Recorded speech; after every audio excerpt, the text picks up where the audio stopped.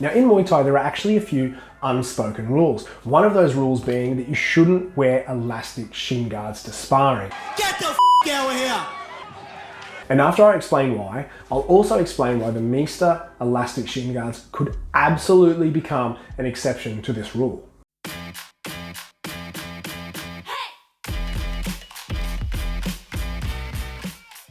First and foremost, I had to check out these shin guards because former One Championship fighter Jeff Chan used these religiously in his YouTube sparring videos. So I thought, surely these shin guards should be of reasonable quality. And for only 33 Aussie dollars, I can confidently say that these are by far the best value elastic shin guards, if not the best elastic cotton shin guards or elastic cloth shin guards that I've ever tried. Elastic shin guards, if you weren't aware, look exactly like you see before you. They are essentially an elasticized slip-on sock with two pieces of foam that sits one over the shin and the other over the foot. And while there are definitely models out there that tweak things up a bit, these elastic shin guards, although they look extremely common, extremely generic, the materials utilized, in my opinion, and some very small design tweaks, make these, in my opinion, the current elastic shin guard goats. Now, if you've ever purchased elastic shin guards before, you've probably bought them from your local karate school when you were a bit younger,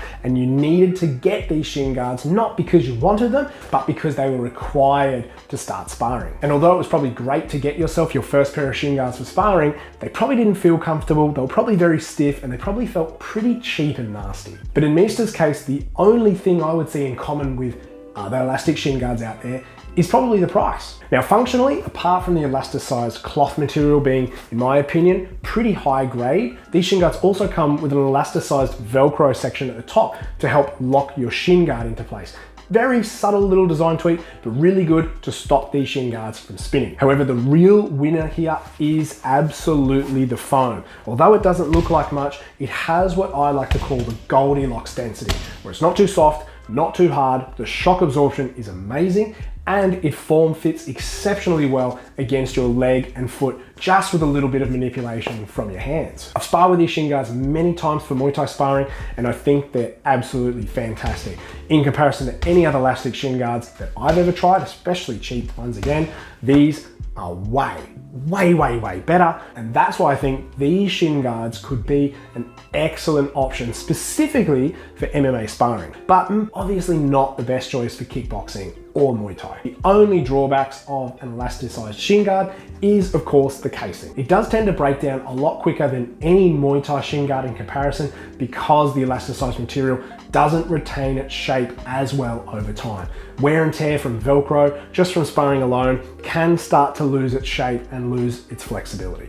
As you can see with the foot and the ankle here, it is a little bit floppier than it was obviously when I bought it. This is a common problem for all shin guards. As the bottom of the foot always contacts the ground, you will start to see this wear down, but with an elastic shin guard, it tends to happen a little bit faster. And the only other small drawbacks from an elasticized shin guard is they can tend to slip, and when they do, it is a little bit difficult to put them back into place. And the other thing is they retain a lot of sweat. Even though they are breathable, it is still very easy for these to absorb sweat after training. So if you do grab a pair of these, any other shin guards, obviously, air them out straight after training. But back to the unspoken rule. Why is it that people get so annoyed when people wear elastic shin guards for Muay Thai sparring? And one of those reasons is they don't provide the best coverage. Yes, they cover the foot and they cover the shin, but that's about it. There's a lot of gaps here, and obviously they don't cover the knee at all. So if you were to hit a partner with a bare part of your shin, a bare part of your foot, you're obviously not going to be their most favorite person. Now, here's my argument to this rule. There are a lot of shin guards out there, Muay Thai ones in particular, that follow this sort of slimline design. Yes, their foams or their padding is a lot denser, but I would still argue that they're not a heck of a lot different from an elastic shin guard of this quality.